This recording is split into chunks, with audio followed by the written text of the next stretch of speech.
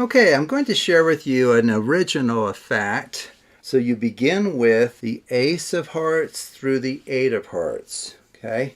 And the suits actually aren't important here, but okay. So since we both have seen the cards, why don't we go ahead and mix the cards so that they're beyond the knowledge of anyone here. So maybe I'll just give it some mixing here.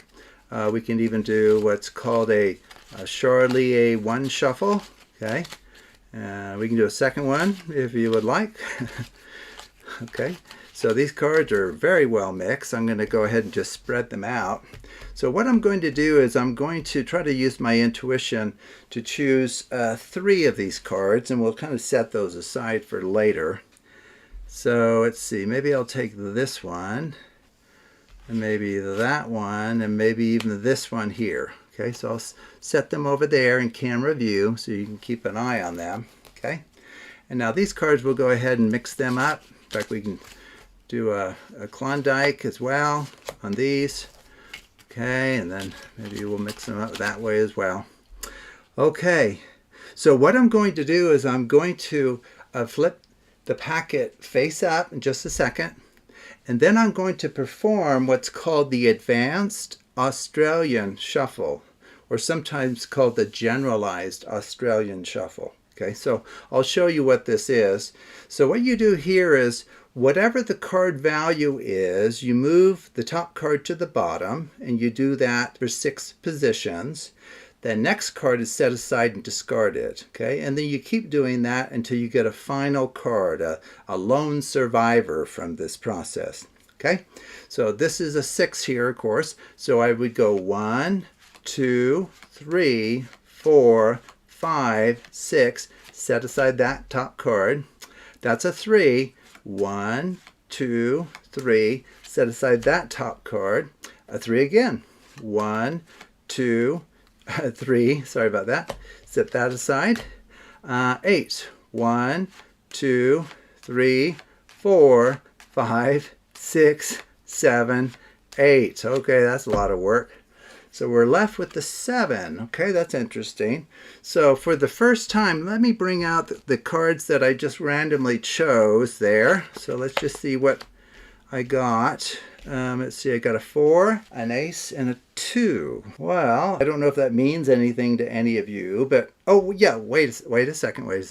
I always forget. I have a prediction over here that's been in camera view the whole time.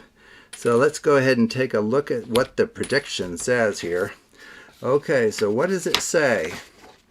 The value of the lone survivor, which is the 7 of hearts, will be equal to the sum of the 3 cards removed. Okay, so is that true? 4 plus, well, ace counts as 1, so that's 5 plus 2 is 7. How in the world did we do that? How could such a prediction have been written before this entire process began? Okay, so let's take a look at this one. Now, I won't give you all of the mathematics. I'll give you kind of the high-level results. But more importantly, I'll give you the mechanics for actually pulling this off. So we started with the ace through the 8, okay, of any suit. That's fine, okay? And then from there, I essentially did some false shuffling, or shuffling that ended up returning the packet to its original order. So one that I did is I did a Klondike Mange pair.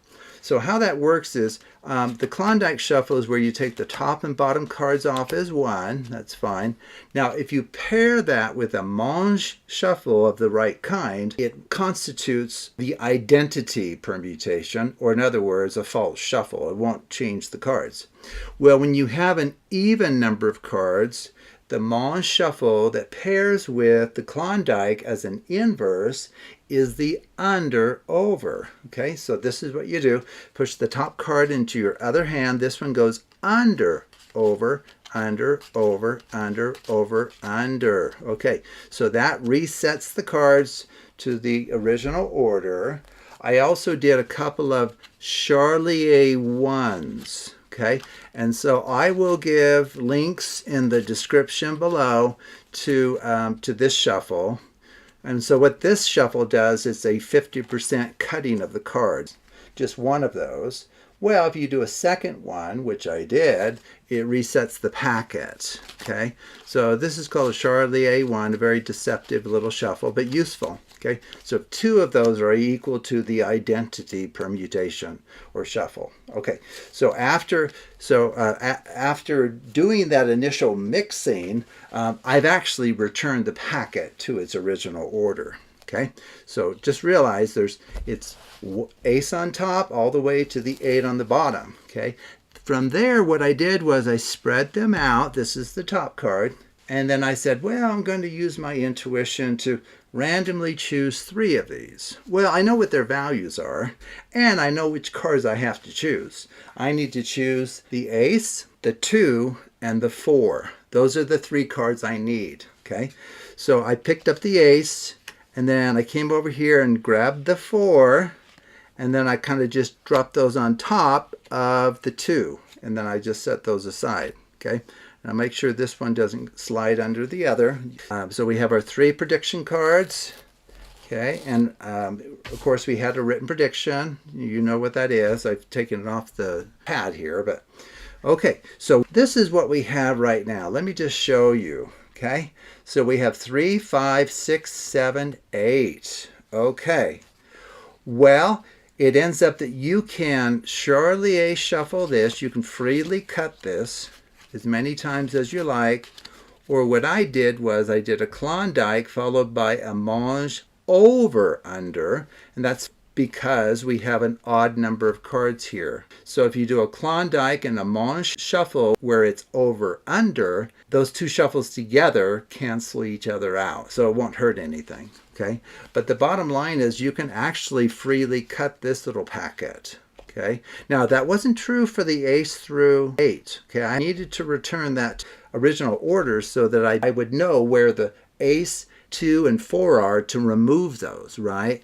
But here it actually doesn't matter what the order is. Okay, so you truly can just freely cut these or do a full Charlie shuffle, okay, which is incredibly amazing, actually, that you can do that and it won't thwart anything that we're going to do. Okay, so let me just show you. Well, it ends up that this 7 is guaranteed to be the lone survivor for this Generalized Australian Shuffle, regardless of how we rearrange these cards by way of a packet cut. So what that means then is we can now just move into this Generalized Australian Shuffle where for the value of the card, we're going to move the top card to the bottom and repeat that 3 times. Okay, and then discard the new top card. So we go 1, 2, 3, discard. Okay, if you notice, I kind of set them face down because I was kind of hoping to hide what's here. I was wanting people to focus on trying to figure out what's over there, though it doesn't actually matter. Okay, now we have a 5. So we go 1, 2, 3, 4, 5. Set the next one down. 8, 1, 2, 3, 4, 5, 6, 7, 8. Set that one down. 8 again. 1, 2, 3, 4, 5, 6, 7, 8. Set that one down. And the lone survivor is guaranteed to be the 7, which if you think about it, that is just mind-blowing. That it doesn't matter how you arrange these cards by way of like a packet cut or a translational shift, the card with 7 on it is going to be the one that remains or survives this process. Absolutely amazing. Okay. And then what I did was I said, well, what are these 3 cards that I happen to pull out kind of randomly, right? Well, this is not going to mean anything to anybody. Okay, and so that's why you have this little written prediction that will bring meaning to this. You say, the value of the lone survivor will be equal to the sum of the 3 cards removed. 2 plus 1 plus 4 is 7. Absolutely amazing. Okay, so I thought I would share this with you. So really anyone can perform this now, even if you don't understand what translation invariant sequences are. But they're quite remarkable sequences and quite rare, actually. They're difficult to find, but this is one. So thank you for watching, and I encourage you to take a look at other videos on the Absolute Math Magic channel.